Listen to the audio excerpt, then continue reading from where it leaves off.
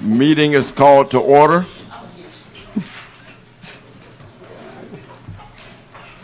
Anyone that wishes to speak to anything on any item on the agenda, please fill out one of the green speaker sheets that'll be found right here and turn it back into Ms. Grooms. At this time, we'll have our roll call. Mr. Bartlett? Present. Mr. Sully? Present. Mr. Dupa? Present. Ms. Ford? Present. Ms. Hurd? Here. Mr. Ross? He actually has had an emergency that came up at his place of business. Dr. Jameson? Here. Mr. Miller? Chairman Tilley? Here. At this time, we're going to ask if you will stand, and Pastor Fuqua will lead us in our invocation, and Mr. Pazzulli will lead us into our pledge. Let us pray. Father, we thank you for this opportunity to come together in unity to discuss the business of the city of Daytona Beach. And we ask, God, that you would just give us the know-how and allow what we do tonight will benefit the citizens here. Bless everyone. Bless our government leaders. In your name we pray. Amen. Amen. Pledge allegiance to the flag of the United States of America and to the republic for which it stands, one nation, under God, indivisible, with liberty and justice for all. Thank you all. We do recognize our county councilman here today. My attorney capacity. All right. At this time, has everyone had a chance to look over the minutes for the April 15th? Yes. The workshop, we did not get the minutes yet because of some other things that were going on, and staff has been extremely busy. So we understand. We'll get those at the next meeting. But you've had a chance to look over the minutes. Are there any corrections in the minutes? Chair? Yes. My name is Joseph, not Fred.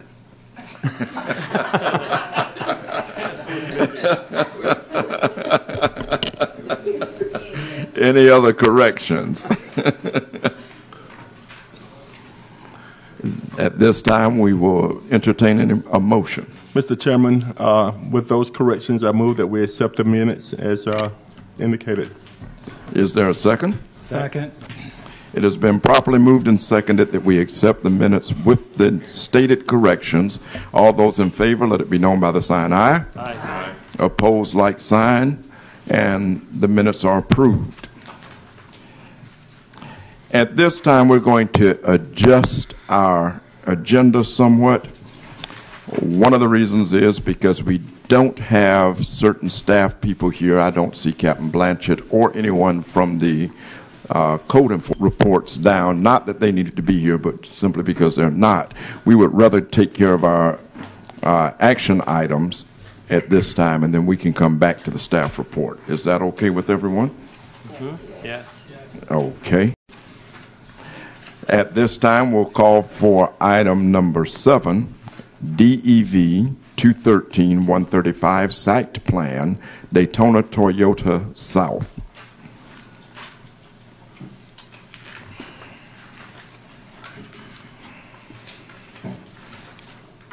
Good evening, Chair and Board members. Good evening. This is Site Plan DEV 2013-135 Daytona Toyota South. This is a site plan. The applicant is Mark Dowse, PE, on behalf of Daytona BRGC, Inc. The project is Daytona South, new construction. The address is 451 North Nova Road. The requested board action is review the proposed site plan as required by Article 4, Section 8.2C of the Land Development Code. Review application pursuant to the appearance standards for the redevelopment area as required by Article 3, Section 5.1 of the Land Development Code. The board with final site plan approval is the Midtown Redevelopment Board. The project description, Daytona Toyota South is a proposed 30,305 square foot auto sales and service facility. The project is located at the northeast corner of the intersection of Nova Road and West International Speedway Boulevard in the Midtown redevelopment area. The project site is currently vacant. The site was the former location of Daytona Lincoln Mercury Auto Dealership. The previous use was auto sales and service. The applicant is proposing to redevelop the site with a new auto sales and service dealership. The Land Development Code LDC Article 5 subdivisions and site plans, Section 4.1 site plans require a site plan for new construction.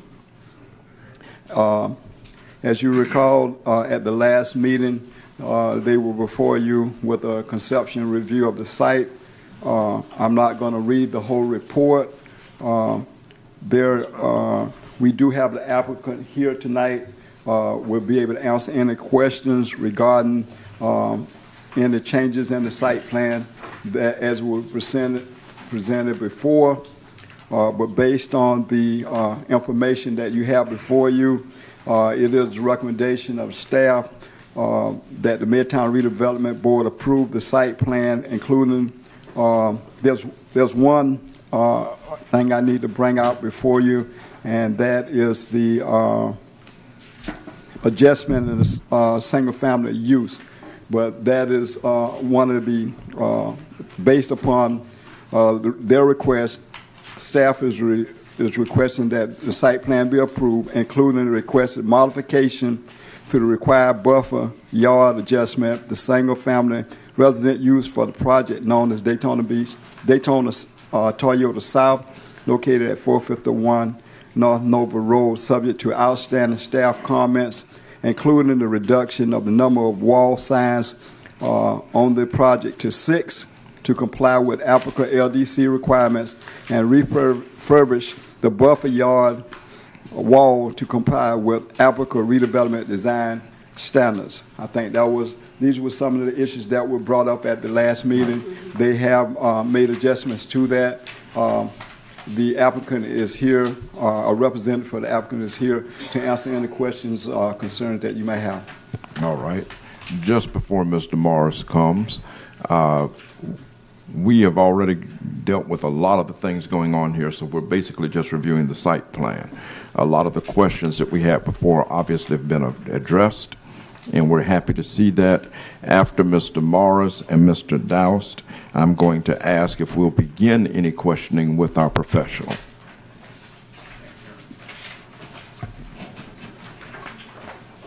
Chairman and board members, good evening. I'm Jim Morris. I'm here on behalf of the applicant.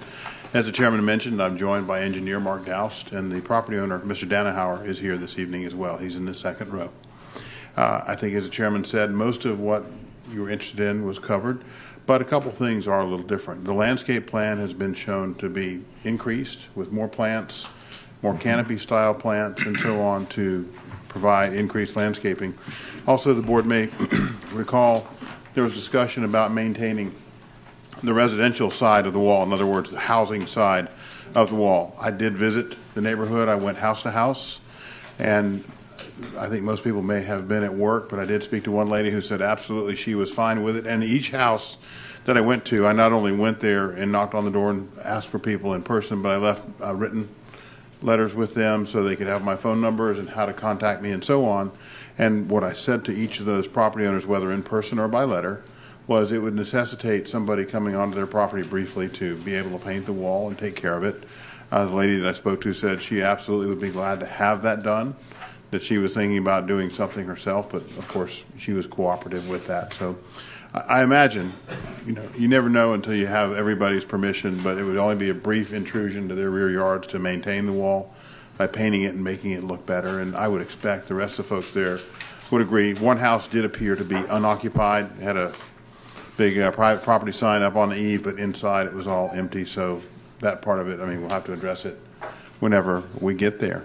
I think those were the things in addition to the items that were already discussed by the board at the last hearing. And Mr. Bryant's recommendation, staff recommendation, is to approve. We would respectfully request that you do so, but we certainly want to answer any questions or give you additional details that you might want. If, with the Chairman's permission, I would ask Mr. Dowse to elaborate a little bit more about the landscape plan. And then that would conclude our comments, except to answer your questions, or if you want to hear from Mr. Danahauer. He's here, but he's just as happy not being a public speaker. So.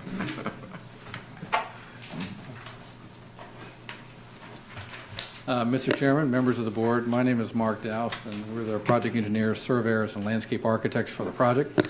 I was here last month, and we talked a lot about the wall and the buffer, and we talked about some ideas of what we could do to enhance that. If you may recall, we had a wall in the back that's on the property line. It's approximately 6 to 8 feet high. We talked about what we could do as far as closing up the tree spacing, and that's exactly what we did. You now have a row of cathedral oaks in the back. They're spec'd to be clear trunked to 8 feet high, means no branches to 8 feet, and then they have an overall height of 18 feet. So from the top of the wall up another 10 feet, you now have a canopy that will be above the wall. So you're going to have a lot more screening. The spacing is designed so that those will eventually grow together to be a solid mass. And that's really primarily the only change we made to the plan since you saw it last. If you have any other questions, I'd be more than happy to try and answer them. I also need to make sure to announce, if there's anyone here to speak about this, please fill out one of the green speaker sheets and turn it in to Ms. Groom. Did you have any questions, Mr. Pazzulli? I believe you addressed my issues that I was discussing last month, the tree canopy, creating some kind of a barrier to see the back of the maintenance facility. And then I appreciate you going door to door, and if hopefully everyone would want their rear wall painted, and at least that would start off the way I would like to see it. Thank you, sir. Mr. Miller? Oh, what color are you going to paint the wall? Whatever the colors the neighbors want. Now, if one neighbor wants one color and another wants something else, we haven't crossed that bridge, but we'll have to come to that. So really, when you look at the wall, it can be whatever color the neighbors like. And there's, we had some discussion ourselves about, would you want white? It's an awfully big wall, and that's a reflective surface. You might not want that color. So really, it's whatever people would be comfortable with. From our perspective, one color of paint versus another, it's the same issue. The real question is being able to go into the rear yard of people's homes for a little while. I didn't see or hear any dogs while I was there. I was glad about that. And so I think that part of it would be pretty manageable. So it's whatever the neighbors decide. And the city can allow. Okay. I just had a comment. Just a second. Mr. Berger, is this something that needs to be addressed as to the colors that are allowed in a redevelopment area? In a backyard and facing the individual property owners, I don't think it's an issue. I think it really is just something between the two parties to manage. Okay. What I did anticipate, it would be one color throughout because the wall isn't broken up. It goes through the backyards of everybody's homes. And so I was thinking one color as opposed to multiples, but that's about the only opinion I have as it relates to color. All right. Mr. Bahu.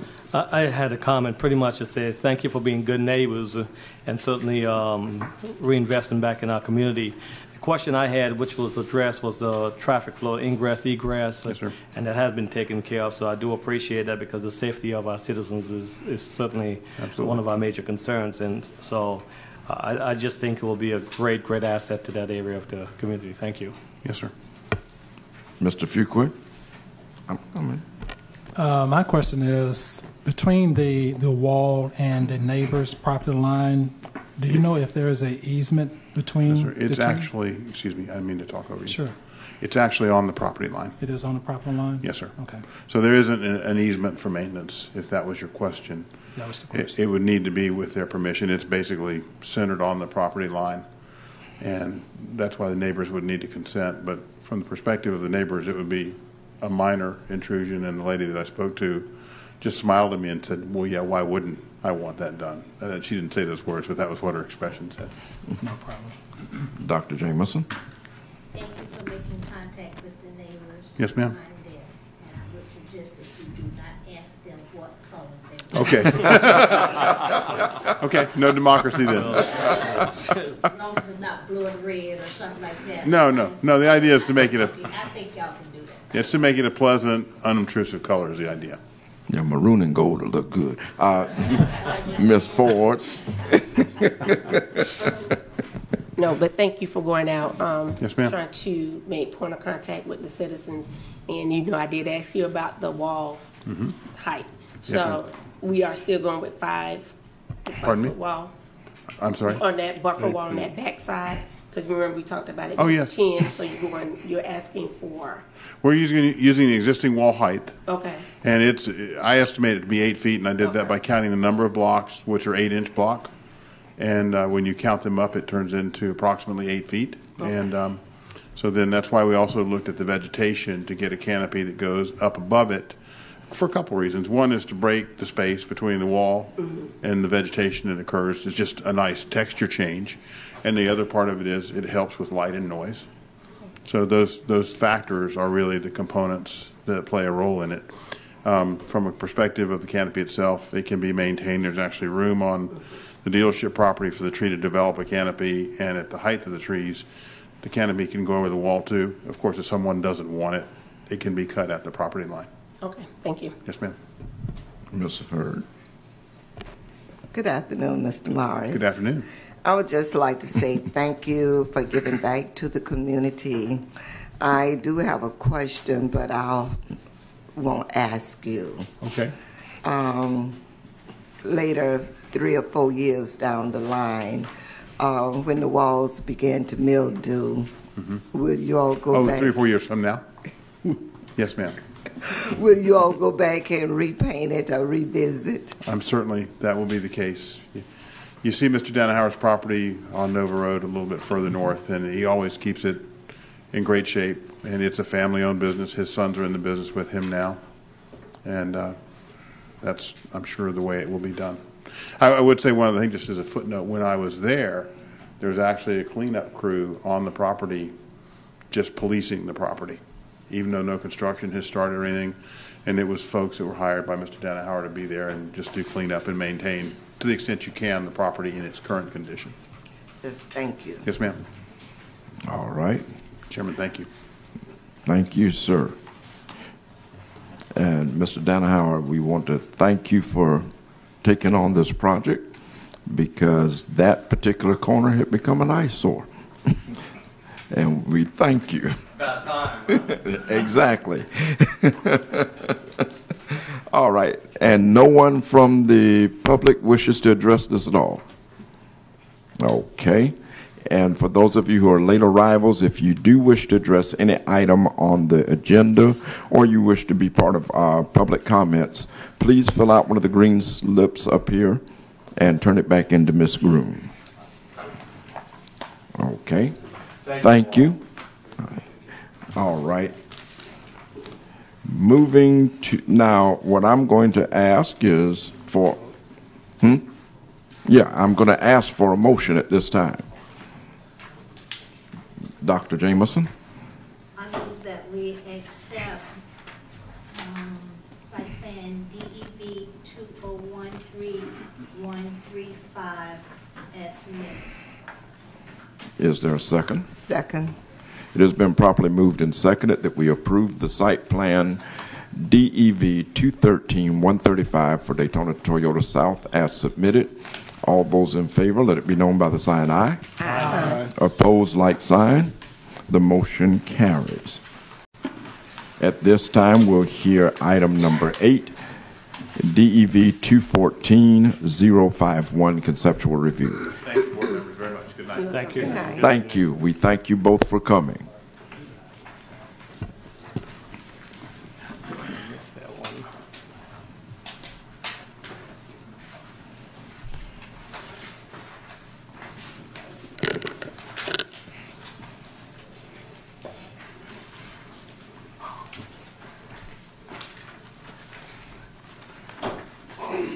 Good evening again, board. This is agenda item number 8, conceptual review, DEV 2014-051. ISB urgent care facility. The applicant is Shelby G. Weeks, P.E., on behalf of Retail Realty Associates.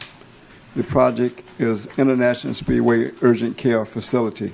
The location is 1002 West International Speedway Boulevard. This is a conceptual review. The requested board action is review the conceptual site plan as required by Article 5.51 of the Land Development Code.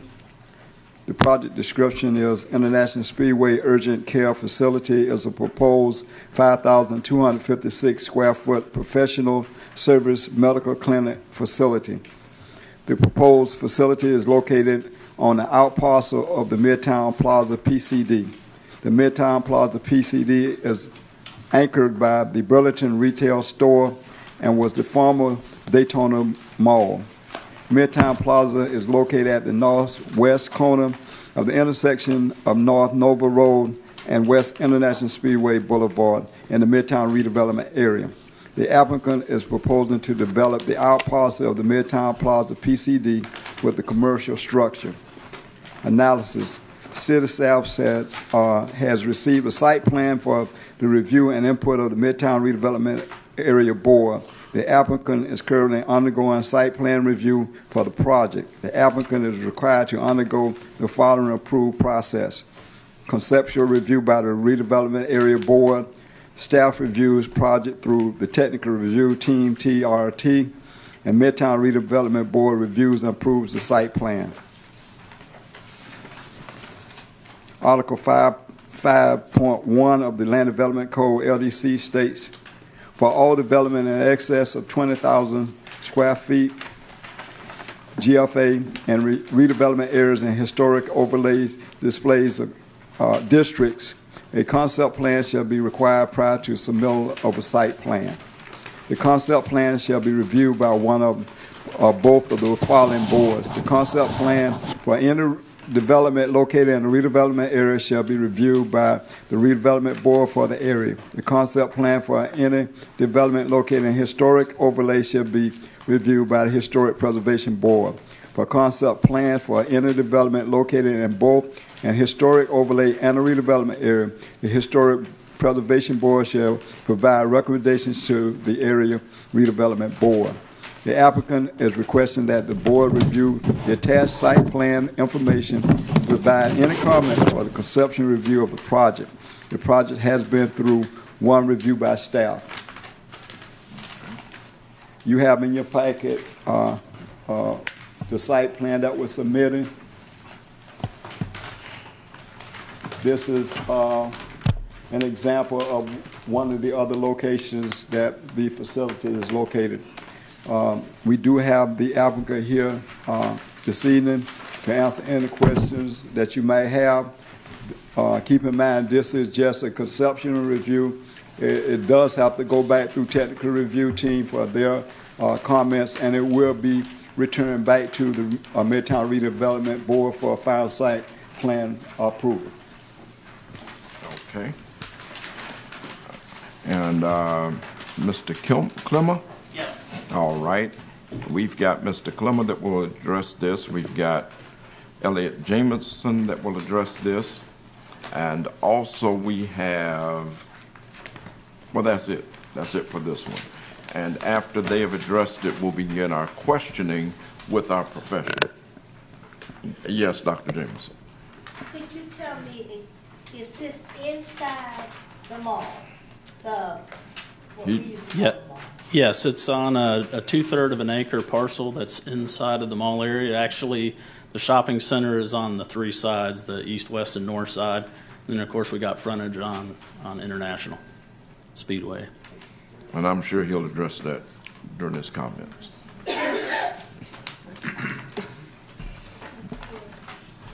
Go ahead, Mr. Good evening, Chairman, board members. Appreciate you having us out tonight. I think staff has already pretty much addressed it. I just wanted to mention that the location itself was previously developed. We're obviously placing a Centricare facility that you've probably seen plenty of times before. There's actually one going up right now down in Port Orange. We're basically here to answer any questions that might arise. It's a 2/3 of an acre parcel, and it's interior, other than the front, it's interior to the shopping center. So I think those are the real keys in terms of doing this concept review. Okay. All right. And Mr. Jameson?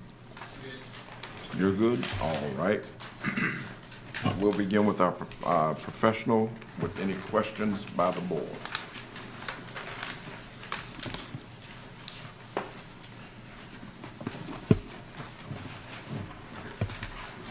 I have a question. One of the questions Just that I a second, sir. Oh. We're going to begin with the professional. Oh, okay. All right. Well, clearly, I believe that you've met all your setback requirements and your parking requirements. I see that. Yes, sir. We are, and actually, we're not asking for any variances or anything. Right. We're required 21 spaces. That's what we have. And like you mentioned, the setbacks are all being met as well.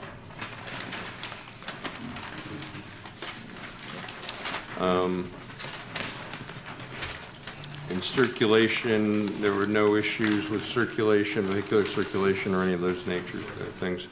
The exterior facade, I'm looking at your ephes and the way you're delineating your reveals.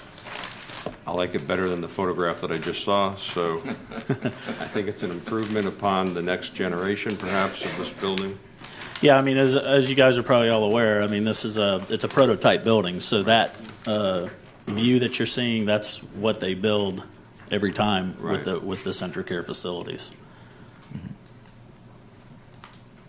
I don't have any further questions right now. Okay, Mr. Barhu?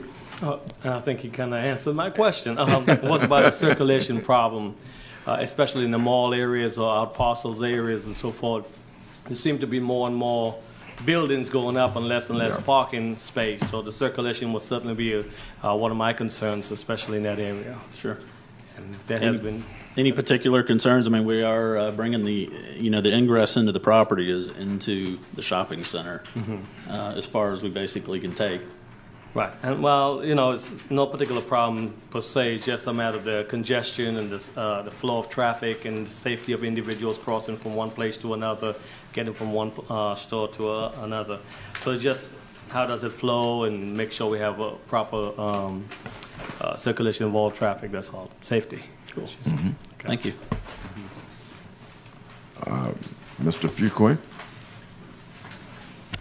No comments at this time. I just think that bringing this type of building into the Midtown is just going to enhance it even more.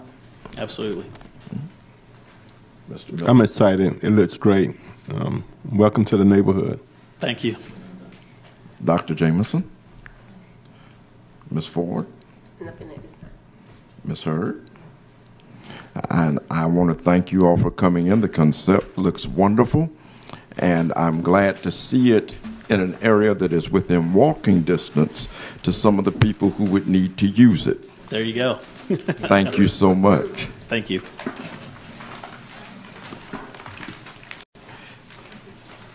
And now we come to conceptual review,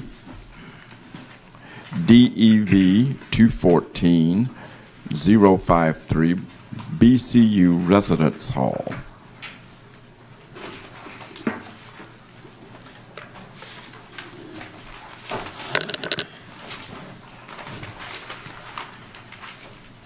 And just before Mr. Bryant reads everything, anyone wishing to address any item on the agenda or even have any public comments, please fill out one of the green speaker sheets and turn it into Ms. Grooms. Yes, sir. Okay. Mr. Chair and Board, this is agenda item number 9, conceptual review, DEV 2014-053, BCU Residence Hall. This is the applicant is Parker Mitchenberg and Associates on behalf of Bethune-Cookman University. The project is BCU Resident Hall, 42,000 square foot residential dormitory. The location is 351 The lights go out. 357 North Martin Luther King Boulevard. The requested board action is to review the conceptual site plan as required by Article 4, Section 8.2C of the Land Development Code, LDC. The board with final site plan approval is the Midtown Redevelopment Area Board. The project description, the Bethune-Cookman University BCU Resident Hall is a proposed residential dormitory to be located on the BCU campus. The applicant is proposing to construct 2 4-story buildings for a total of 42,000 square foot on an existing parking lot. The project is located close to the northwest corner of the intersection of McLeod Avenue and Walnut Street in the Midtown Redevelopment Area. Analysis. City staff has received a conceptual site plan over 20,000 square feet for the Midtown Redevelopment Area Board's review and consideration. The existing zoning is RA multifamily. The applicant will undergo the following approval process: conceptual review by the Redevelopment Board, staff review through the Technical Review Team, TRT, Midtown Redevelopment Board, site plan review and approval. Article 5.1 of the Land Development Code, LDC states, for all development in excess of 20,000 square feet, GFA, in the redevelopment area and historic overlay district, a concept plan shall be required prior to submittal of a site plan. The concept plan shall be reviewed by both of the following boards. The concept plan for any development located in the redevelopment area shall be reviewed by the redevelopment board for that area. The concept plan for any development located in a historic overlay shall be reviewed by the Historic Preservation Board. For concept plan for any development located in both an historic overlay and a redevelopment area, the Historic Preservation Board shall provide recommendations to the Area Redevelopment Board. The applicant is requesting the board review the attached site plan information and provide any comments for the conceptual review of the project. The project has been through one review by staff. During the review, staff noted that the proposed project is required to meet building setback requirements for the school conditional use in RA multifamily zoning district. Article 17, 2.141. Schools require that private schools in the RA zoning district meet the minimum yard and setback requirements for the T3 zoning district or the RA zoning district, whichever is more restrictive. The proposed site plan does not appear to meet setback requirements. Staff also noted that the site is required to meet the compatible requirements in Article 18.1. The proposed school use is adjacent to single-family uses located in a residential zone property. The property is located to the east of the site along Walnut Street, and single-family uses. The project is required to have a 5-foot landscape buffer with a screening fence on the east boundary line. The applicant will also have to verify that sufficient parking is provided for the entire BCU campus based on the number of parking spaces required by colleges and universities in Article 8.2.5. We have representatives here this evening. That's going to also the applicant and representatives from BCU that are here tonight to answer any questions you might have. Keep in mind this is a conceptual review and it will be back before the Midtown Redevelopment Area Board for a final site plan approval. Okay. Mr. Counsel. Good evening. It's nice. Sometimes I spell council with a C, sometimes it's with an S. It depends where I'm at. Yeah, it's great to hear. Chair, fellow members, it's great to be here this evening. I'm Joshua Wagner, representing Bethune-Cookman University. As well, we have Parker Mitchenberg and Graham Gilchrist is also, if you just read the update in the News Journal, was hired by the university. He's a licensed architect to bring in with projects like this because they care about what the project looks like, and they want it to last a long time, and that's where Graham fits in. Yeah, this is a conceptual site plan. It's something to be excited about. Just like the last two projects, I'm a little biased because both projects I can see out of my office window, which is at 1020 West International Speedway. The only problem is I can also see Krispy Kreme. That's the other one. So my belt gets a little tighter. So I gotta put a little thing up on the window. But as far as this plan, obviously you have it in front of you. Parker will go through a lot of he has the pretty part of it, the pictures and some of the background on the site plan itself. But the university, we're very excited about this. This is, there's a lot of investment going on right now in Midtown, the first two projects that you guys just saw. And the university is very pleased to be part of it as well. It's exciting times for Daytona Beach, and it's a very exciting time for Midtown. And we're glad to be a part of it. I'll let Parker get into the specifics. If you have specific questions, we get into it. If it's kind of the legal side, I can answer them. If it's the design side, it can be Parker and Graham. So we're glad to be here this evening. Thank you. All right.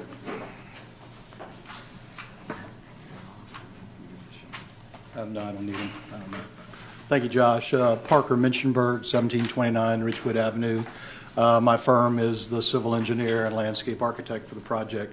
I got one correction in the staff report. The 42,000 square feet is the first floor. There's actually 164,000 in the 4th floor, so I wanted to make that correction. Okay. This is probably around a $20 million building, and very excited about it. We've got some concepts. I put together a little package that's before you. One of those is the rendering of the site plan. And it was mentioned about the setbacks. We're going to need to have a variance, which we go before the variance board on Thursday, to reduce the setback along McLeod from 25 to 15. So we're hopeful to get that variance to move forward with this plan. Then conceptually, in your package, you can see the look of the building, and it's still kind of in design, and we're hoping to get feedback from y'all tonight, but that kind of gives you an idea of the elevations of the proposed building. And we're making a little extension of Pine Street with some handicap parking. They had mentioned about the parking requirements, so we have a campus-wide parking plan that will demonstrate we have sufficient parking. The other kind of interesting thing about this building is it's a freshman dorm, and at BCU you're not allowed to have a car as a freshman, so that helps kind of take some of the concern about parking around this building. And with that, I'll answer a question if I can. Okay. Mr. Fazuli, did you have any?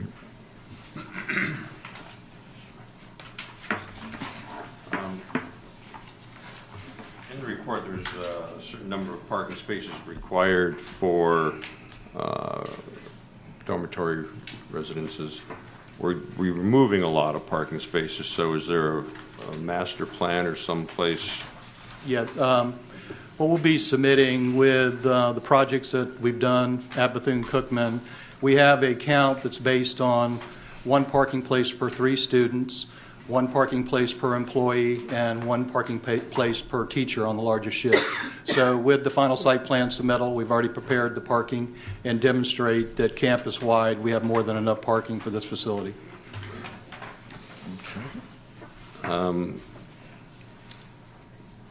You've created a nice central courtyard. I think that's very nice. You delineated the facades on the perimeter so that it doesn't look like a continuous horizontal banding. On the interior courtyard, east courtyard, where it's a lighter yellow and gold banding, so to speak, there is just a continuous facade, perhaps maybe a little delineation on that courtyard, just to break up that long wall. And that might be true too for the west interior. Or wait, what would that be? That would be the west interior courtyard. That might be something that you look at during the continuation of proportion and scale and that analysis of. Just so I'm sure I got the west, the first one you said? First one was the interior east courtyard elevation. Okay. Got it. And then I don't know if there is an interior west courtyard elevation. I don't think I see that. I don't think there's one in your No, package. but same will go I for just that. put in plan, I can see that it's just a continuous flush wall, so perhaps that would be something that you might want to look at. And for now, I'll pass. All right. Mr. Miller? The corner of Walnut and McLeod, there's a little greenhouse there now. What's happening to that? You all purchased that or something? On the corner, Yes. make sure here. I'm not sure if we own that yet or not. My homestead is on Walnut, and I'm kind of curious about. Bear with me, I want to look at this. And then, of course, I heard that, there's not much parking, so that means that students going to be parking on Walnut Street right now. Looking at the survey, the corner lot is not owned by the university. Right. The 2 lots next to the corner are. So y'all going to build around that? Basically, everything's going to be from the backyard south, so we won't be into the 2 lots that we own, and we'll be abutting that corner lot that you're speaking of. Right, because y'all own the next house, there are a couple of houses next Yes, to that, I know. Yeah. So y'all just going to put a buffer around that one house there? No, what we'll do is the entire property line there will have a 5-foot buffer with landscaping, which we'll present at the next meeting, and a screening fence. 5 foot? I thought it was 8. It's not 8. What is 5? 5. Mm-hmm. We Okay. actually have more than that currently on the site plan. It's more like 15, but we're required to have a 5-foot landscape buffer with a wood screening fence, and we'll be presenting both of those to you at the next meeting. All right. Dr. Jameson?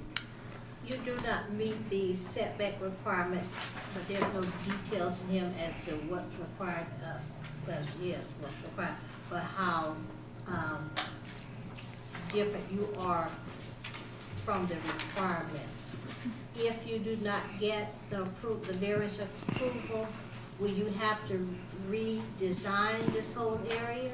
Yeah, I can address that. First off, we meet all the setbacks except on McLeod.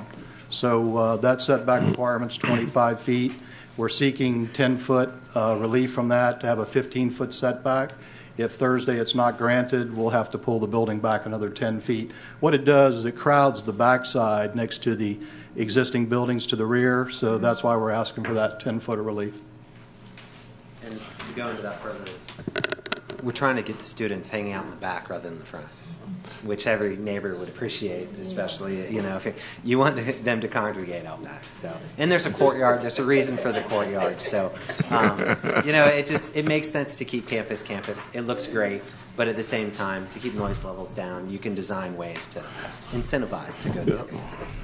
We love our students. We do. Mr. Chairman, I know I'm out of order, but I guess one of the problems I'm having is that I see what's happening on Dr. Martin Luther King Boulevard, right behind the dorm, where they are now on the city property right there, and they're drinking and all kind of stuff is going on, and I'm quite sure you're aware of that.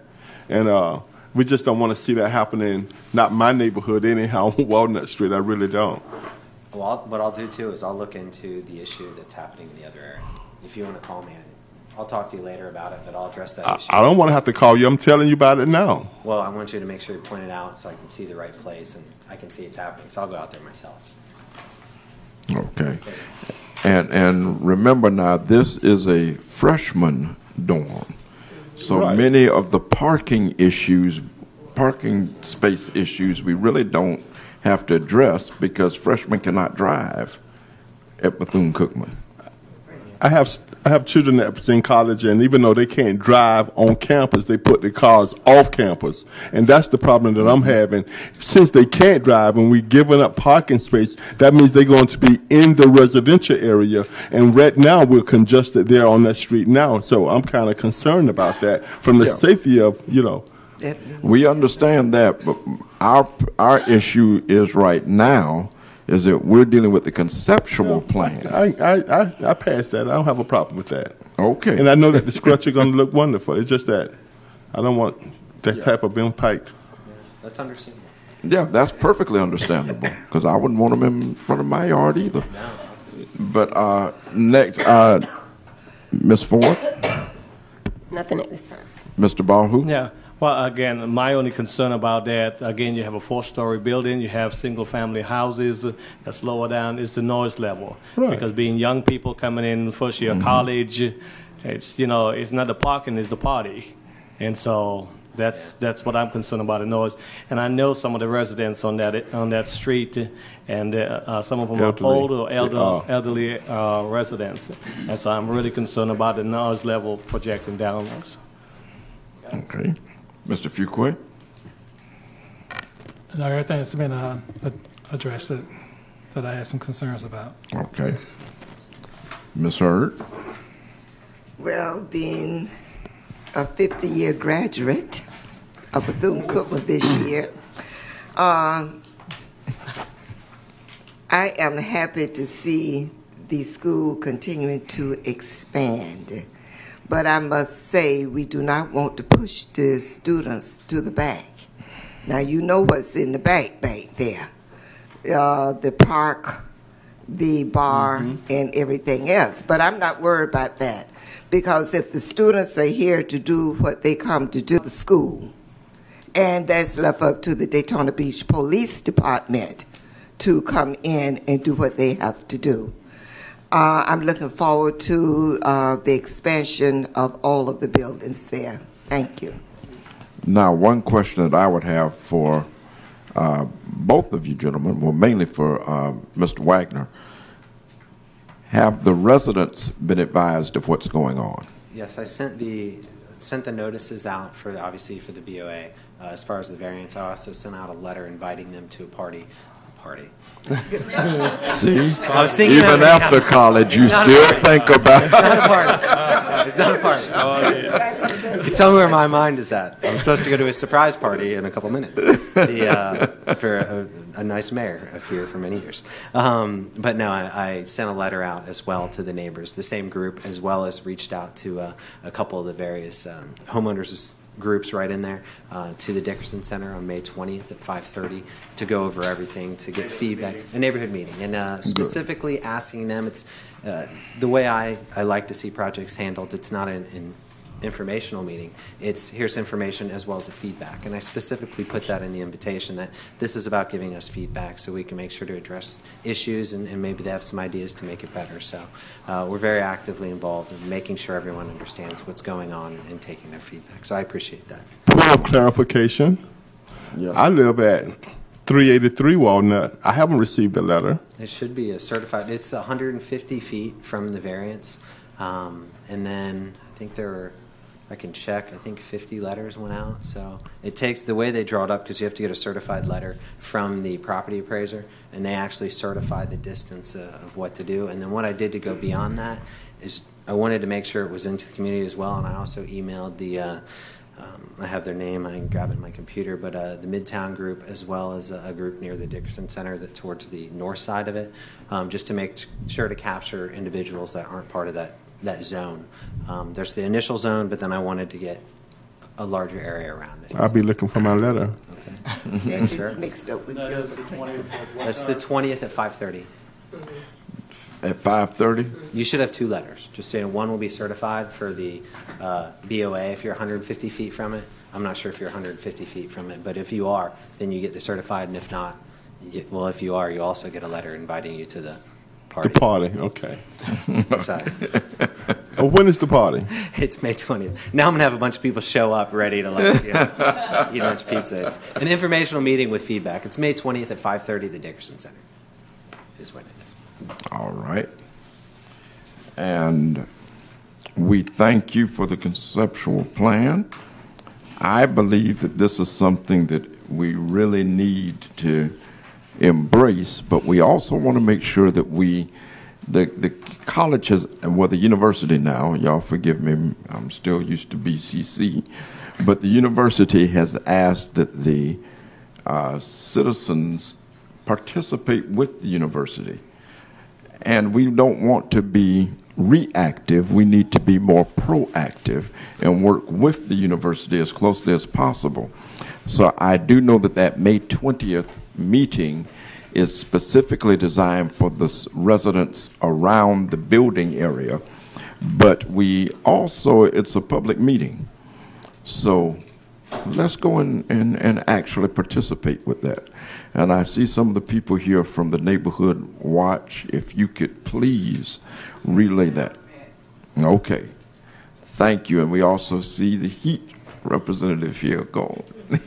And we want to make sure that we get people out for that. And we appreciate that. Yeah. We thank you all for the presentation. Thank you, everyone. We really appreciate the consideration. Thank you. All right. At this time, we're going to jump back up to our staff reports. Everyone has had a chance to look over the CompStat report. One of the things that I do want to bring out on that, I am very much concerned about what effect the limiting of sexual offenders' access to the areas, what it has done to the stats, since the total sexual crimes are still up 86% in change and up 100% last year. And that 86% is since 2012. I know that that's something that we don't have the information right on hand now to address, but it is something that is interesting to me that has increased so much.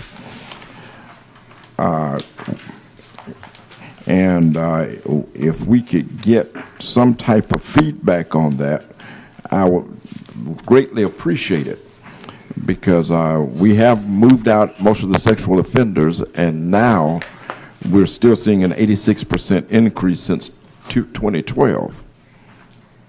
Excuse me for the interruption. There is a press conference that's being held at the police department at 1 o'clock tomorrow by the chief of police, and you can address those concerns at that time. Okay. Thank you.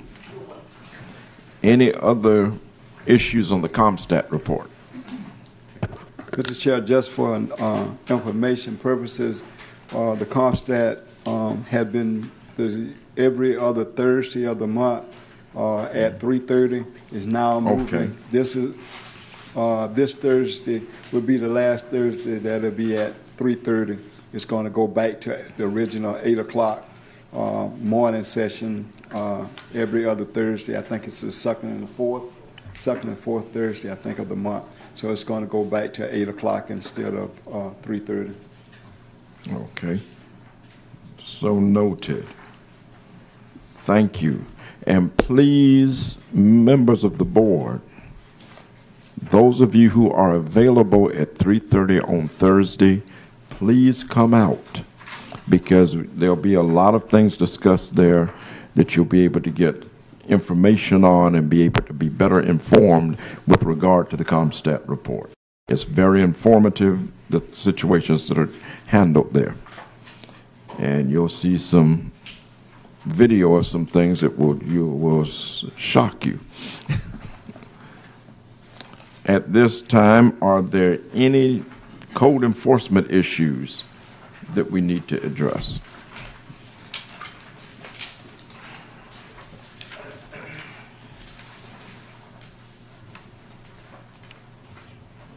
I see the packet is a little less lengthy this month.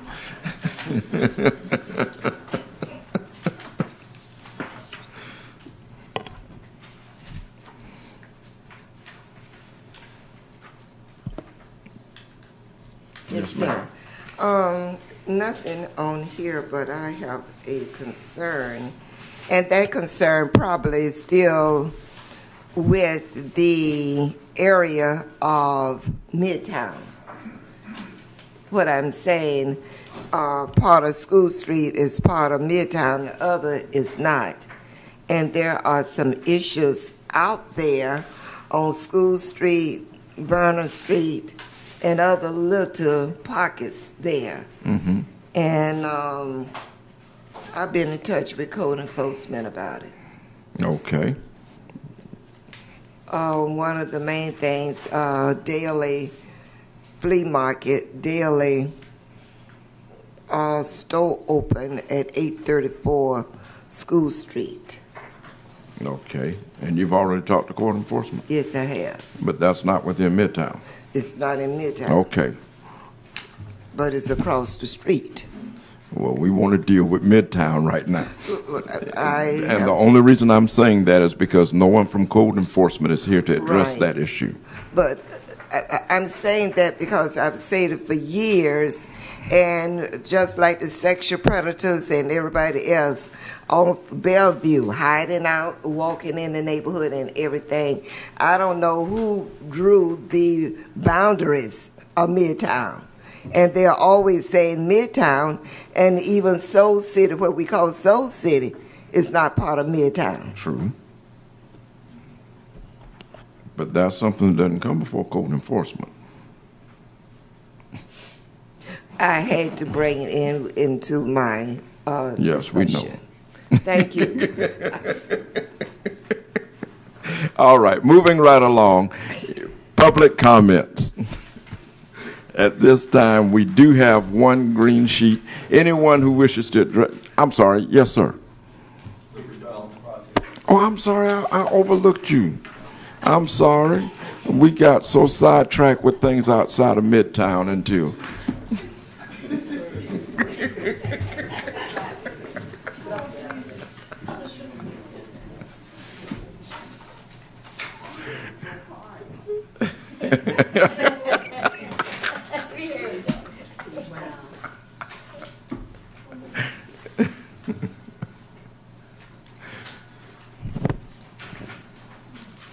Read the problem. Read it.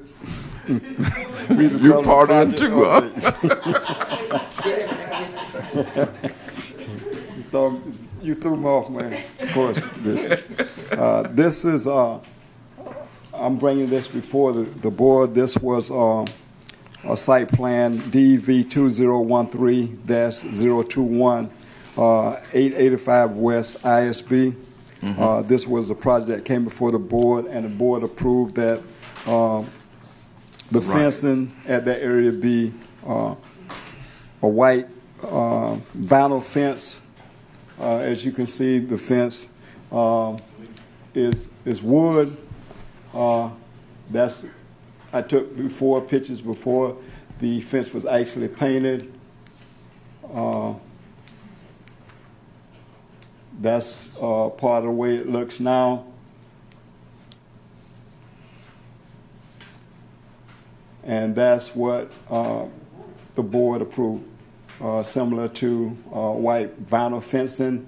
Mr. Joe Hopkins is here tonight. He's the person, the applicant that brought the project before you, and we wanted to bring it back to the board to get your decision on it, whether you want it to remain the fence as it stands, white, wood painted white, if they should replace the fence with the white vinyl fencing that was approved by the board. And Mr. Hopkins is here if he wanted to speak to that. All right, Mr. Hopkins.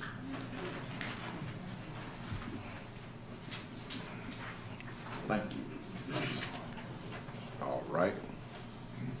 And after him, we'll hear from Ms. Oh, okay. Okay, I see what that is. Are you addressing this? Okay, all right.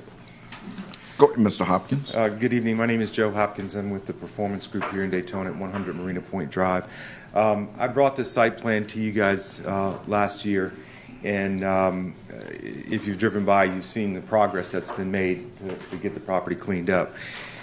Just a point of clarification, what we did when we came forward with you, it was actually you approved this plan with a combination of fencing. The interior fencing was all wood, and the fence that fronts along Adams Street, which is our west property line, that one was specified to be vinyl. And what we did is we put that fence 10 feet inside the property line, so there's a landscape buffer between the fence and the sidewalk. So it was a mistake that the contractor put wooden fence all around, but the one on Adams Street was in fact intended to be vinyl. It's wood right now. I think it looks fine structurally. The integrity of the fence is good. It's been painted white. And before we took it down, we thought we would at least come and see if y'all had heartburn with it, if we follow the letter of the law. In most cases, the fence that you saw a picture of, if they're positioned on the property line, I wouldn't even come before you. I wouldn't have even asked for consideration on this, because they are clearly visible from the public right-of-way, and they're right on the property line. In this case, we're 10 feet off, and we've got a nice hedge and some other shrubbery and stuff that's since been installed, and mulch landscape beds that actually are ultimately going to screen the fence. So I put it out for you guys. If you've driven by, you know what I'm talking about, and I'd be happy to answer any questions. Well, one of my concerns is because I remember you coming before us, and the approval was for white vinyl, and now there's wood there. You said it was the contractor's mistake, is that correct? The owner, the contractor, it was their mistake? Correct. Then they need to correct it. Because one of the things that we do have to realize is that this is a quasi-judicial board. Once something is approved for one thing, we'd be setting precedents by saying, okay, we're going to allow everybody, even though we approved it for this, we're going to let you do this. And we can't do that, because we've got certain things that were approved for one thing, and then other people did not follow through with what they did, and the board enforced making them change what they had done. And for us to make an exception on this point wouldn't be fair to others. You understand our position on that? I sure do. Okay, and that's what I'm saying, but the rest of the board, of course, has a right to voice what they believe, and we can even take a vote on it. I'm going to ask our city attorney for some input on this. May I ask the question first? Sure. Yes. What was the purpose of the fence? Just what was the purpose? Was it to block? Was it to block noise? What was the purpose of the fence? And the purpose of the fence being vinyl, and I don't know what a vinyl fence is, but and does the wood fence serve that purpose? That's my question. I can answer this question. The fence was intended to create a visual barrier. Before we redeveloped this site, it was chain link fence on the property line, on the right-of-way line. And we were required to bring this site into compliance to the greatest extent by providing the perimeter buffers along all right-of-ways. So the fence was first intended to be a visual barrier to not see in the backyard of this facility. The purpose of it being specified as vinyl is perceived to be a higher quality, may last longer, it would potentially last longer. So those are the two ingredients. But it was, and just keep in mind, it was just the fence that fronts on Adams Street, not the interior fencing that was required to be vinyl. The rest of the site is in compliance. Mm-hmm. So, okay. Does that answer your question, Dr. Jameson? One more. Was he told to make it vinyl? Yes. Mr. Gross? The fence was installed, and it was installed. The material was, the wooden fence was installed in era. He attempted to. He painted it 3 times to see if it would be acceptable, visually acceptable, and we realized it was part of y'all's approval, so we have to come back and ask for some latitude. And I've been before this board many times, and I got my hat in my hand, but I respect the decisions that y'all set forth. So we thought we'd ask, and that's where we are. Okay. Attorney Gross? Well, what I can't tell from the discussion, Mr. Chair, and I'd have to research it, is what kind of material is actually required. First of all, I mean, if there's no discretion to provide for an alternate material, there's no point in being here. But then secondly, even if there is an alternate material that's authorized in some instances, my recommendation would be that it go through the process required by the Land Development Code rather than as a discussion item for this board? Actually, it's administrative in terms of if there's another material, it depends on the extent of the concern. I think it was in this case that the wood is painted white. It's another acceptable material and type of fence is specified in the Land Development Code. Doesn't have to be vinyl, and that's the reason you're hearing this now. But you know that. When it comes to site plans, there are times when there's some leniency through the final site plan, depending on what the application is, where we do this. But we know in this case specifically that the vinyl was called out. We thought the most appropriate way to address this before this all goes forward is to be in front of you and see what your feelings are on this, which way you think this goes. I think myself, I only see this as really the same visual appearance that you're going to get, except that wood is something you're going to have to maintain more often. I think the paint that's on there now is I don't know how it was painted, but it needs more paint, so it wouldn't be acceptable in its current condition. But I'd say that the material itself is okay. I've actually seen the property, and my concern more than anything else is that the approval was for vinyl. That was what all the vote was done on. I can appreciate that the purpose is for visual effect. I can appreciate that it is to screen different things, but by the same token, it was for vinyl. And that's my concern. And I can appreciate that it was a mistake by the contractor. But nevertheless, that's like me saying that if I was driving down Orange Avenue and I was in a rush to go someplace and I'm going 40 and it was a mistake on my part because I didn't get to watch what my speedometer was, am I still going to get the ticket? That's my quandary in this. Now, we can put it to a vote by the board. Dr. Jameson, did you have something else that you wanted to? I want to make a motion that we vote on whether or not we will. I have a question. Yes. Is that a picture of what it looked like now? No, that's what it was supposed to look like. What does it look like? Do I have a picture of what it looked like now? Yes. With the wood? Charles has one up there. You know, because I'm a small business owner, and I know how it costs to. Now. I really want to get a benefit of the doubt, but my God. Okay.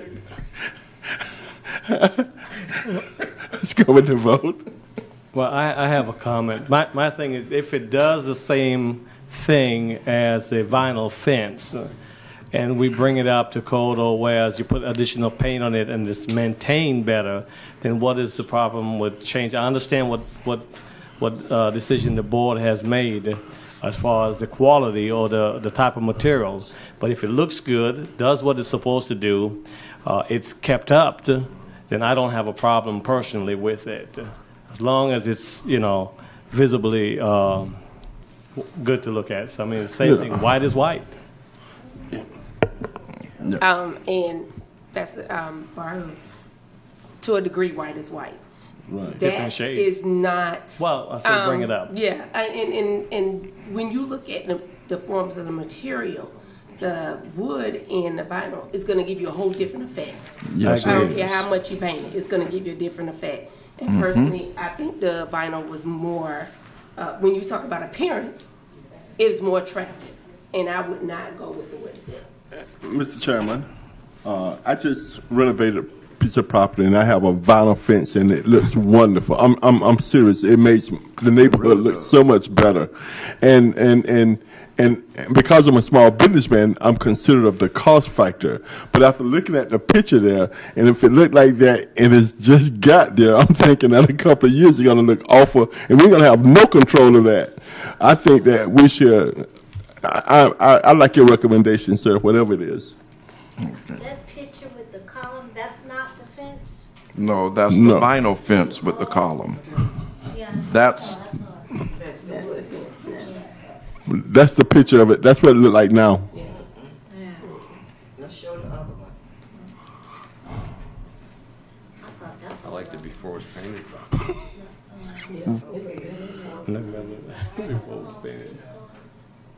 that's the Oh my God, that's my neighborhood right there. So now, I'm going to leave it open to the board. For them, I'll entertain a motion at this time as to what we need to do. I'd like to make a motion that we'll go with the vinyl fence that we approved last year. Second. It's been properly moved and seconded that we have the applicant to remove the wooden fence and put up a vinyl fence. Around the portion of Adams Street. On the portion of Adams Street. Are you ready for the question? All those in favor, let it be known by aye. Aye. Opposed, like sign. Aye. With one dissenting vote, it carries. Thank you. Thank you for your consideration. We'll have it replaced. Thank you. Now take care. And thank you for indulging staff. And we felt it was important too, from our standpoint, to there's administrative decisions that we respect that as well, and we appreciate that we understand each other and what's important here. And we thank staff for not allowing it to go through without coming back before us. Yes. Yep.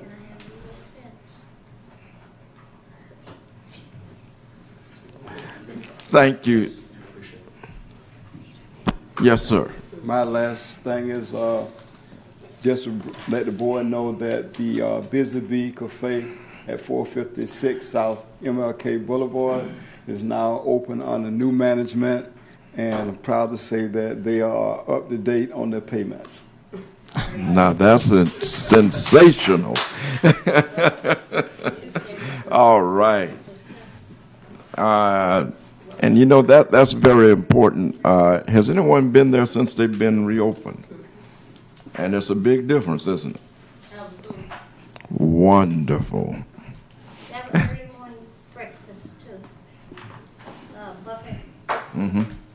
I'll have to check that out tomorrow. Yep, I check it out almost every day. But at this time, I do have 2 sheets to speak from the public. I've got Ms. Norma Bland wanting to deal with the Juneteenth, and also Ms. Ponder wanting to deal with Midtown. Good evening. Good evening. Mr. Chair, members of Midtown Redevelopment Area Board members, Mr. Reedberger, and Council. My name is Norma Bland, 1324 Imperial Drive, Daytona Beach, Florida. On behalf of the Juneteenth Festival Committee, Incorporated, we're extremely grateful and appreciative of your funding of $2,500 toward the Juneteenth Festival on last year. Your contribution assisted greatly to the success of this event. We are asking that you assist us this year in the amount of $2,500. As a sponsor, you will receive a tremendous amount of publicity. Your company's logo will be on 10,000 flyers and on a 12-foot banner to be displayed at the festival and banquet. You will be provided with a table for 8 at the Juneteenth banquet and a free booth at the Juneteenth festival. Last year, the Juneteenth community event was a tremendous success. Sponsors were very pleased with the tremendous amount of publicity they received. We had outstanding support from our Volusia County community, and the participation was incredibly diverse. Attendees came from all over our county. The vendors and participants are looking forward to an exciting Juneteenth banquet to be held on Thursday, June 19th, 2014, and the Juneteenth Family Festival this year on Saturday, June 21st, 2014. Our vendors continue to grow and are excited about the 2014 Juneteenth Family Festival and Juneteenth banquet, and they all have expressed their commitment to participating again this year. The entertainment is always uplifting with a plethora of ethnic foods and enjoyed by all who attend. The children's area will be busy throughout the day with activities that are educational and recreational, run by professionals and volunteers. The Cypress Park location is an excellent environment with many beautiful trees that provide shade for a superb atmosphere and setup. We received many compliments from previous years, vendors, and attendees. Last year's festival was attended by over 7,000 participants. Mr. Berger and members of the Midtown Redevelopment Area Board, your input is valuable, and your support of the Juneteenth Festival Committee, Incorporated, is greatly appreciated. We sincerely appreciate your assistance and generosity towards this awe-inspiring Daytona community event. Sincerely, Norma Bland, Juneteenth Festival Committee Member, Incorporated. Thank you. Thank you. And the Juneteenth information, you've got a letter to that effect. Please, ma'am, please, sirs, let's take a look at that. One of the things they're asking us to assist this year in an amount of $2,500, as we did last year. At the workshop, we found out that's going to be very difficult.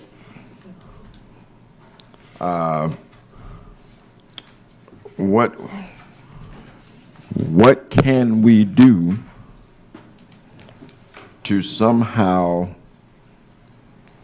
bring some support to this, Mr. Berger? I will go ask where I always ask when I don't have any money. Okay. And I will go to the top and see what we can do with that request. Okay. Mr. Chairman, I wasn't at the City Commission meeting, the last one, but I think that your committee came before the City Commission and they gave you funding. True? I'm not familiar with that because we just became incorporated. We are not a part of the city, but the city partners with Juneteenth. No, but I thought that I'm sorry, staff. I can address that. What happened at the last City Commission meeting was that the Juneteenth funds were in a donation account with Leisure Services, and since the Juneteenth committee became incorporated, the money was approved to be transferred to the account for the not-for-profit that's been formed. Right. So it's Juneteenth Incorporated as the not-for-profit. So the funds that were in that account were being approved to be transferred to the Juneteenth account. Do we know how much money was there? It was $23,800. And those funds were raised by members of Juneteenth as in-kind donations. Yeah, there was sponsorships from outside the city. It wasn't city money. Okay. Thank you. Okay. Now, what you're asking then is for us to be a sponsor of that? What I'm asking is for the continued partnership of the Redevelopment Board, as you all do with so many other events, as well as the city of Daytona Beach. Because of the diversity that we have here in our city, one Daytona, that's part of that. So we are asking my dear Mr. Reed Berger for $2,500. So would you please go back to the city manager and tell him I requested that? Thank you so much. Before that gets to the city manager, we need to act as a board. As a member of the board, I'm gonna have to protect my staff. He's not the one that give you the money.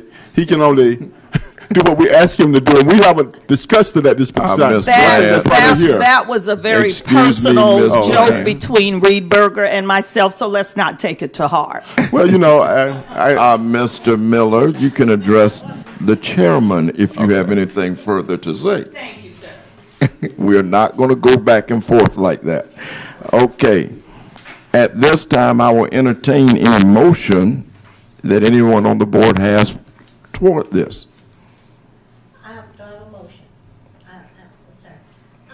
Here again, as with mic, please. As with the Mary McLeod Bethune initiative, we have people coming asking us for money I don't know we have. Exactly. And first of all, I don't like getting this on the day is to be considered. It should be in the agenda, okay, so I could read it and get some understanding. I still don't know what money we have, but from what, as you say, from my workshop, we don't have any money. So we can ask that, we can request that the city provide, since they're now a nonprofit, the city donate, we will support that the city will give them some money, but I am not comfortable allocating money to anyone, because as far as I know, we don't have any money.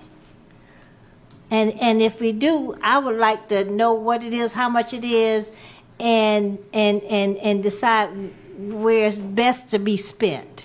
Okay, but we don't know that, and we can't do that now. So I'm just concerned about us approving money that we don't have. Okay. Ms. Hurd? I would like to say that you're saying we do not have any monies. Well, at the beginning of the fiscal year, I am requesting that we receive the budget from the city. We have not been receiving it, and it would be nice to know what we are working with. But I also indicate if it's not $2,500,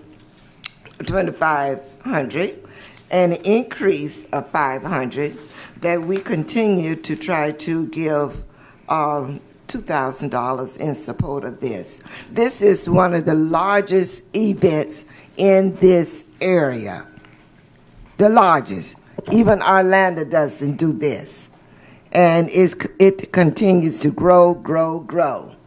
And I must interject that I was speaking to someone from Texas the other evening, and they said, oh, I say, just be quiet. We do Juneteenth too, and we enjoy it. So we are looking for all of the support from the Redevelopment Board, because we probably will be going to some individuals out there also in the city. Okay. Mr. Barhu? Mr. Chair, I have a concern or comment. This is the second time since I've been sitting on this particular board that a request have come forth to the board for funding. I have yet, again, and I agree, I have yet to see a budget that this board has as to be able to disperse monies to various organizations. I'm not sure if it's the correct board to come to, or are they supposed to be going to the city commission meeting to request that money? But I'm uncomfortable with approving anything where there's no budget. Okay. I'll come back to you, Dr. Jameson. Mr. Fuqua? Mr. Chairman, I'm in support of, donating the $2,500 to the Juneteenth, but at the same time, I do have a concern about the Midtown redevelopment budget. If we do contribute the $2,500, is this money that we're going to continue to be in debt down the road to pay back? And if Midtown do have a budget and have money, I think it needs to be revealed to the members that we do have money that maybe they don't want us to know about. So I think it needs to be revealed. I think we need to know what's in the Midtown redevelopment budget for Midtown. Okay. Ms. Ford? I think they've said it all. So okay. Mr. Pazula?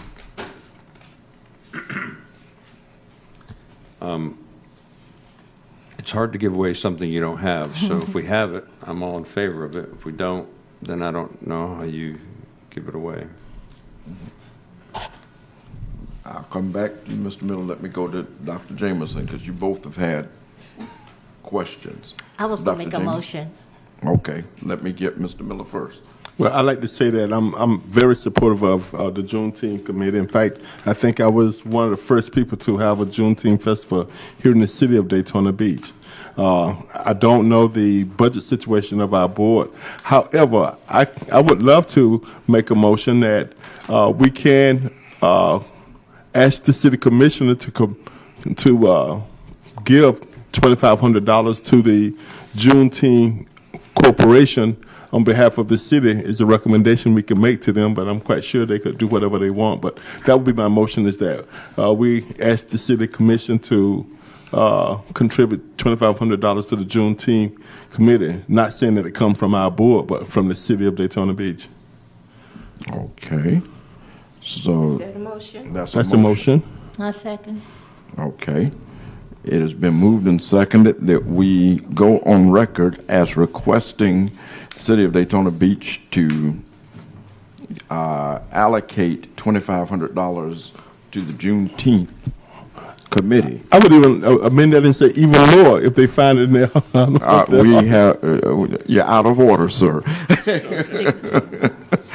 All right.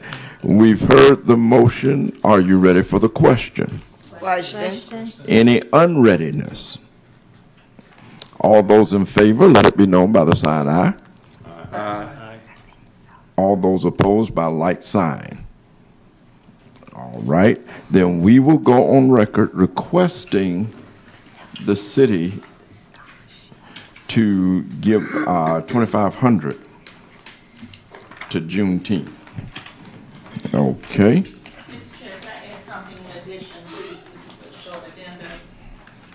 Those monies will be used for scholarships, for education. And that's what we need in our communities, education. If we can fund toilets that we don't ever use, we can certainly give to our youth, because we're losing another generation of young people. I've had enrolled 14 kids off the streets of the city of Daytona at Daytona State. I literally took them off the corner. They're now enrolled in school. So we really need your help, and I do thank you. All right. Mrs. Bland, is that young fellow, I can't see. That received a scholarship from Florida A&M? No. Oh, okay then. He looks like All him. right. Okay. Oh, all right. A point of clarification, too, for the Juneteenth committee. If you all could get this in to us way before your next event, give us 5 or 6 months like, other people, and we'd be more than happy to address that. So we're kind of sick and tired of people coming the last second asking us for money when they know that this event going to come every year. I can understand your concerns, Mr. Miller. Ms. Bland, you have not been recognized by the chair. Thank Okay, you, I'm ma'am. sorry. Well, would you please No, recognize ma'am, and let me 'cause we're gonna explain it to move him? on. No, Okay, I ma'am, will we'll see you move after, on. Steve. Thank you. You're welcome. Ms. Ponder? You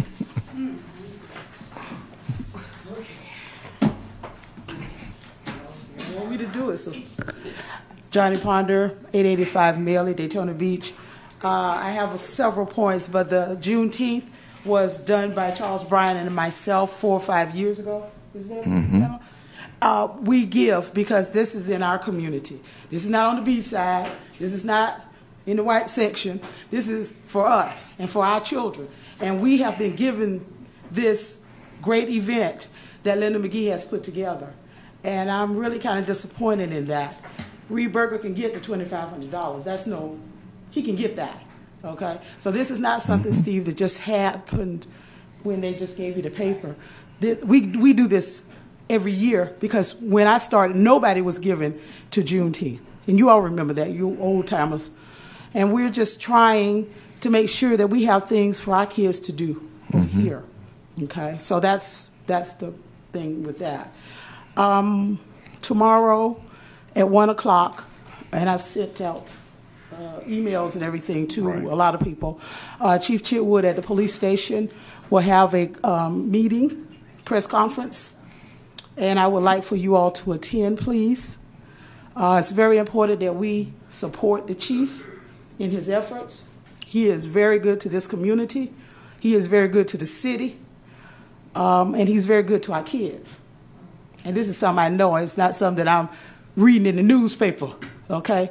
So we need to support him, okay? It's real important that we all show up, you know? So I'm going to be there, but I wish that you all would come. I'm trying to be dignified, Pat, don't stop. Also, Comstat is Thursday. I don't know why Blanchett is not here to tell you about that. That's another one of those events that we need to come to and understand. And Ms. Jones from the Neighborhood Watch, she comes, she's learning about it. It is very important that we start getting involved in our city and getting involved in our community, because you can't talk what you don't do. Okay? So when these things come, please, you new ones, please get some information on things. Okay? Either talk to Charles Bryant, please, because a lot of things that's going on before you got here, it's not something that's just coming. This is stuff that has been going on for a while. Okay? Thank you. Thank you.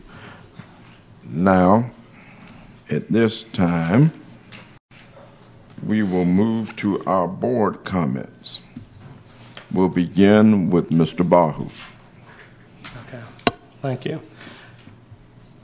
I want to pretty much say, you know, we have lots of nonprofits that do a lot of great things for our city and our community. Okay, our church being one of them. And I believe that we have set a precedent for future requests that's coming to this particular board. And it puts me as a board member in a bad place to vote for something where I'm not properly prepared to do so, for one. I don't mind supporting the events. I'm a big supporter. I believe in helping our kids and communities and so forth. I have no problem with that. My problem is if you do for one, then we need to do for the other and treat everybody fairly. I really have some different feelings about supporting one agency or one group and not supporting another. We've had some requests prior to, again, great things for our community, great things for the community, to educate kids, keep kids. We give a lot, but when you do for one and not do for another, I think you show favoritism, and this board is supposed to be a fair board. Again, part of my thing is probably not sufficient information to make proper decision. And I feel if we have that in advance, being able to do that, I can make a better decision, feel better about the decisions I make, and certainly look out for the well-being of our citizens in our community, especially our young people. Thank you, and I appreciate the opportunity to speak. All right. Mr. Fuqua. Mr. Chairman,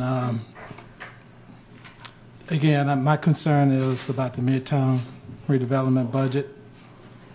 Been here since January now, and it seems like each time we meet that conversations keep coming up. And I think at some point we really do need to know what's really going on with the budget. And at the same time, I feel like Mr. Barhu, sometimes it puts you in a bad spot when at the last minute we have to vote on supporting another nonprofit organization, because we would like to support those organizations, but if we don't have it in advance and at the same time, if we don't have money in our budget, it puts us in a bad way of voting. And my last comment is that I'm happy to see that the old Lincoln dealership now is not going to be an eyesore in our community, and we're getting ready to see something great and new on that corner. Thank you, sir. Dr. Jameson. I agree with what both of the gentlemen just said about in terms of budget, because if we have a budget, that budget is redevelopment in terms of changing the community, and not I will call it a social service agency where we give out. All these are good causes, but I am not comfortable, because, well, if, when you start giving out a dime, everybody's going to come ask for it, and we will get in that position where we don't want to be in that position. And I'm too am very glad that the corner is going to be redeveloped. And have a good evening. Ms. Ford. Part of it, I would like to see a budget as well that we can, as a board, look at things and fund certain projects that are beneficial to our students. And I do enjoy Juneteenth, and I go down there even when it's that hot in Miss Blanche. But I enjoy it. So I would like to see the program continue every year because I think it's a great benefit to our community. But I would like to know a budget to make sure that we are making adequate decisions and have funding to support several endeavors within our community. And thank you. All right. Mr. Miller?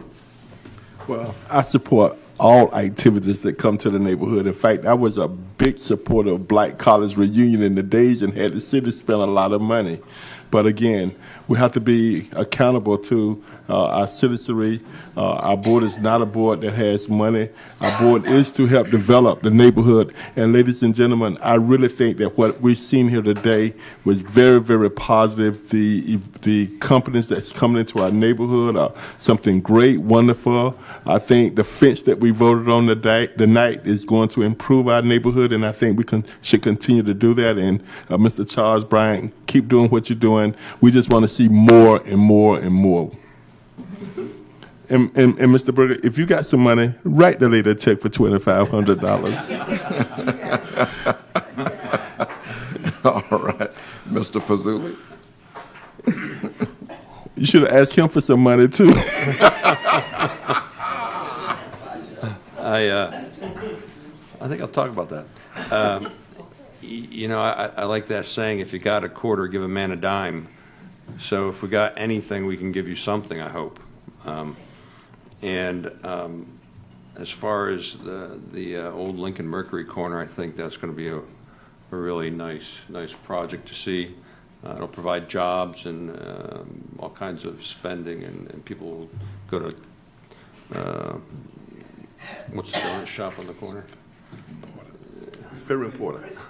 Krispy Kreme more too, yeah.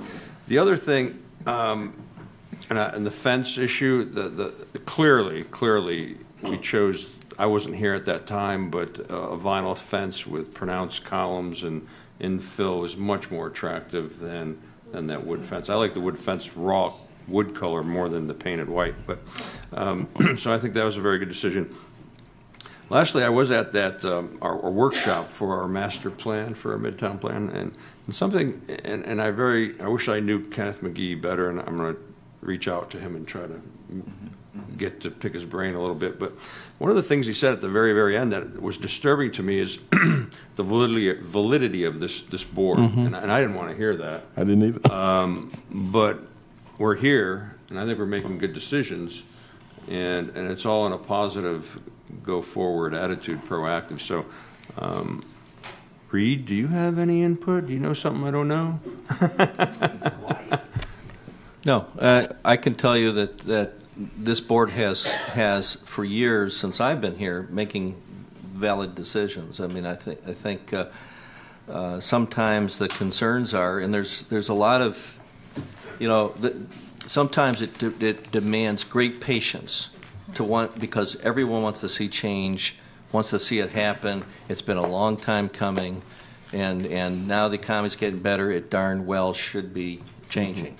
And then the good news is we got a plan that we can implement, we can show, we can sell, and encourage people to invest in. And that's a huge difference between where we were several years ago. So I think the efforts of the board that's been here before, everything else, I would say, especially when I saw one of the few times at the City Commission ever where everyone got up and clapped after they saw the Midtown master plan. That just caught them emotionally. So I think that you've got the validation to keep doing what you're doing. I'm going to make one comment, though. It's kind of tied into everything I heard tonight, and that is the validation is for this board to have the powers to approve site plans and to implement this redevelopment plan and make it happen. One of the things you don't have as a power is for the allocation of the money, the authorization to, say, here's some money. So I'm going to relieve you from feeling any guilt or anything because you don't have to. Now I feel guilty because I got someone asking me for $2,500, and there's some authority there to do that, but there's also some responsibilities, and those responsibilities are I have to follow the law and the process that we have to make sure that the funds that are in the trust funds are spent properly, if it's going to be money that comes out of this area. And I can tell you in terms of the budget itself, you have the right as every other citizen to look at the budget, to see everything that is in there. And when you look at online, you can look at volumes of pages of budgets and where they are. And we're going through that process again right now for this next budget. What we've done in the past, and is still a valid exercise of the board, and helped us get there with Orange Avenue and some other priorities of these past boards, is to lay out what's important. Go back to your redevelopment plan and your master plan and look at it and say, we may not have a lot of money right now, but we know you got some grants. We know that Uncle Sam, the county, the state have all helped us recently with getting some things done, and there's no reason that shouldn't continue to happen. The new market funds just got a burst of money in Tallahassee. There's funding sources are starting to grow again. They were almost non-existent a few years ago. So there's all kinds of good news starting to happen. West ISB, the streetscape right through Midtown, good news. Things are starting to happen financially to the positive, that because we want to finish the work there. Orange Avenue is taking off. So some of the major infrastructure and some of the beautification is happening. But at the end of the day, some of these little projects, and I didn't say anything because it's okay for people to say, we want your support too. We need it. We need your support. Send a message to the CRA, the City Commission, whatever. That is your certainly one of the things that you can do. You represent Midtown. You represent the growth of that area. So you want to see the right things happen. And so that's okay. You just simply can't be the one allocating the dollars. We don't have any money left in that account for the CRA for Midtown, with the exception of making sure Charles is sitting here in that seat and doing his job out there in the field, which he does a great job. And so we can do that. That's it for our operating money, other than paying for some lights, utility bills. And then also it helps us in the capital fund that we had the money for Orange Avenue, and now it looks like we have enough of the funds there that we can reallocate funds so we can do something about MLK, which, if you've been to the commission meetings, all you've been hearing about recently is, when are you going to do something about paving MLK? And there's two sections. There's the Orange Avenue to ISB section, which has no base under it, a lot more expensive, but we can rebuild that street. And I think we have the funds to then take that part from Orange all the way south to Shady Place and get that done. So by getting some of these other funding sources now and all tied together, and a lot of hard work that happened with all the people that are in the city manager's office and at Public Works, and just a lot of people that deserve credit for working endless hours on this to make that happen. And they've got results now. So that means some of that capital money that's left in there, we can start to tap. The rest of the money that is in a loan that we use for all the sidewalks and everything else, that money is set aside for the remainder of the West ISP project to match what the state will give us in terms of grants. So So we need to still have that money there if we're going to carry out these projects and make it happen. But the good news is that the state is starting to do its part to put its money back into the project, and I'm really feeling a lot better than I did even a few months ago about some of these projects actually happening. But at the end of the day, guess what we have to do? And this is the job of any redevelopment agency, is to create taxable projects. And you just got at least one, if not two, that you can look at the end of the day, maybe, and say we're going to get some things turned around. Right. So and we're starting now, and Charles and I are talking with JLL, and we are which is Jones Lang LaSalle, who's in discussions with us with a contract. And if we go forth with that contract, we could have them starting to do the good work to try to implement some of the projects that are in that Midtown Master Plan. So sorry, I kind of jumped in the middle there, but I felt that after I heard everything here, I had to kind of bring out those points. Okay. Now, one of the things that I wanted to bring out, yes, we know that CRA is who controls the funding, but everyone should be able to find out what budgets are set aside. Many times we're saying we need to know what's there before we can act on something or something like that. We can always recommend to the City Commission and CRA certain things. We cannot get the funding ourselves, but we can get an itemized budget of what is available, because that is public record. And all of us are citizens of Daytona Beach. So one of the things that we need to ask, not what is available just as the board, because as the board, there is no money available. We are an advisory board. What is available is getting a hold of an itemized budget of the city of Daytona Beach and seeing what's set aside for redevelopment funds, seeing what's set aside for different things, for capital funds and all of that. That is available to every citizen in Daytona Beach, because you are a taxpayer in Daytona Beach. If you contribute money, you can find out where that money is going. The other thing is, we as a board need to be more proactive than reactive. The reactionary part, I know we're going to do that anyway, but we need to come together with some ideas of how to get more taxable projects going in this area. I was in touch with a gentleman who is a developer, did a lot of development up in Flagler County.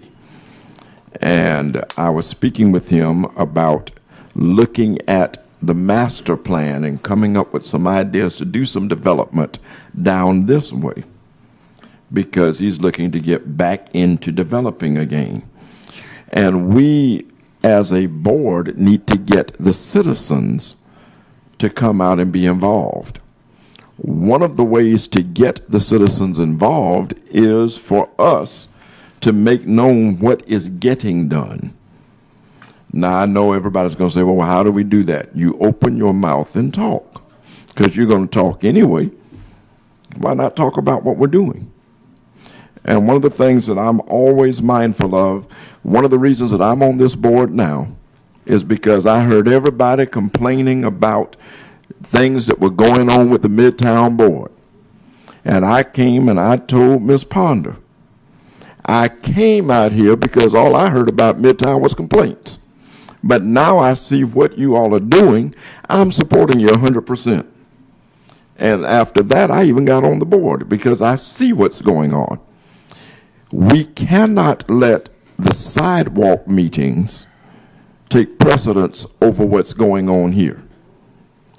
Another thing, and one of the things that I'm very careful of, because these are televised. So that's one of the reasons I tell you all to come through the chair before you start just asking questions, because they are televised. And we need to look like we're organized no matter what. And it also causes the meetings to move quicker. And Mr. Miller, the reason I did not come back is because you already had your time. And the reason I'm saying that is because we have to be organized. Do y'all understand what I mean? One of the things my granddaddy always told me is that a sharp pencil lead beats a dull mind all the time. So y'all make notes so that you know what you want to talk about. Because if you're anything like me, you see, I'm over 50 now. And what they told me was true. There's certain times, there's some things that just kind of take flight. And don't you say nothing, Miss Hurd. But those kind of things we have to do. And the only reason I'm saying that is because we need to make progress. To get people to be involved, you have to have some organization. Parliamentary point of clarification, sir. May I? Mm-hmm. If it's clarification and not a statement. It's a clarification. Okay. I just wanted to clarify that we had a wonderful time at the meeting that the staff gave to us, and it was very informative. I learned a lot, and I just wanted to say thank you to the staff for that workshop. Now, with all hearts and minds satisfied, and even so, we are now adjourned. Excuse me, I have not had my chance to talk. I know. I thought I'll do that. Good afternoon, I know.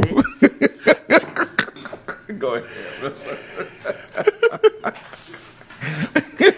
Purposely ignored. Okay, I'd just like to say that I really enjoyed the meeting this afternoon, and I am excited about the site plan and conceptual reviews that we did, and especially excited about Bethune-Cookman University.